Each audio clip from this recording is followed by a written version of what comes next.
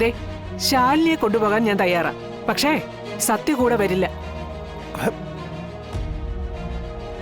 ഇവർക്ക് ആ കുട്ടിയെ നോക്കാൻ കഴിയില്ലെങ്കിൽ ഏതെങ്കിലും അനാഥാലയത്തിലാക്കട്ടെ.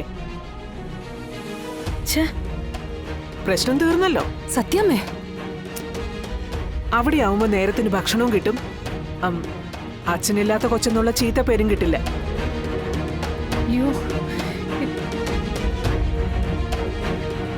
കൂടെ ഉള്ളതെല്ലാം അച്ഛനും അമ്മയും ഇല്ലാത്ത കുട്ടികളാവുമ്പോ ഒരോളത്തിനങ്ങ് പോവുകയും ചെയ്യും. എന്റെ മോളെ എങ്ങനെ വളർത്തണമെന്ന് എവിടെ വളർത്തണമെന്ന് തീരുമാനിക്കുന്നത് ഞാനാ സത്യമേ. ഈ സമയത്ത് എന്റെ അച്ഛൻ ഇവിടെ ഇല്ലാതെ പോയി. ഉണ്ടായിരുന്നെങ്കിൽ ഇവിടെ നിന്ന് സത്യമേ കൊണ്ട് അച്ഛൻ ഇത് പറയിക്കില്ലായിരുന്നു. പുന്നാര മരുമോള് പറഞ്ഞത് കേട്ടല്ലോ. ഇറങ്ങിപ്പോകാൻ തന്നെയാ കൽപ്പിച്ചത്. അതൊരൽപ്പം ആലങ്കാരികമായിട്ട് അവളങ്ങ് പറഞ്ഞെന്നേ ഉള്ളൂ. കളക്ടറല്ലേ, അതിന്റെ ഒരു പവർ കാണിക്കാതിരിക്കാൻ ഒക്കോ? ഇവളുടെ ഭാഗം നീ എന്താ ചിന്തിക്കാത്തത്? നമുക്കൊന്നുകൂടെ ആലോചിച്ചിട്ട്.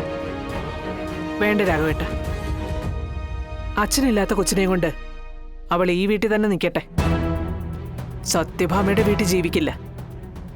ജീവിക്കാൻ ഞാൻ സമ്മതിക്കില്ല.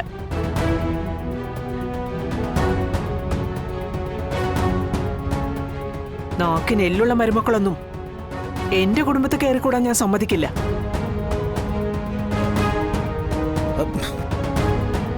വാ പോകാം.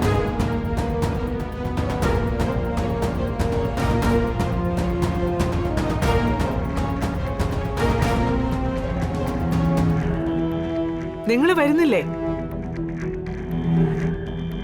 മരുമകള് ചൂലെടുത്ത് അടിച്ചിറക്കാൻ നിൽക്കുകയാണോ? ഇതൊരുപാട് കടന്നുപോയി കേട്ടോ. സത്യയുടെ കാര്യത്തിന് വ്യക്തമായ ഒരു മറുപടി കിട്ടാത്തിടത്തോളം കാലം സത്യഭാമയുടെ നിലപാട് ഇത് തന്നെയായിരിക്കും.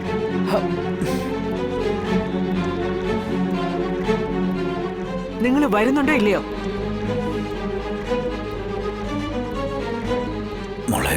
സത്യമില്ലാതെ എങ്ങനെയാ അച്ഛാ ഞാൻ?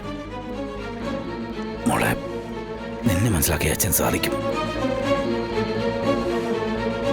നിങ്ങളോട് വരാനല്ലേ പറഞ്ഞത്?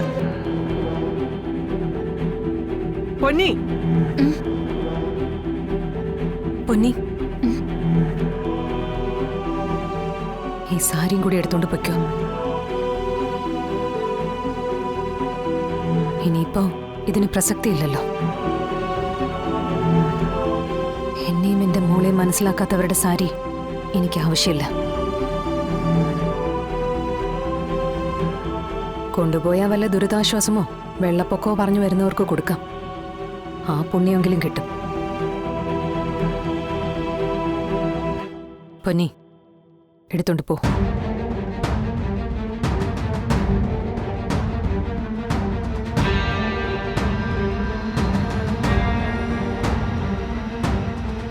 രാഘവേട്ട വരുന്നുണ്ടോ?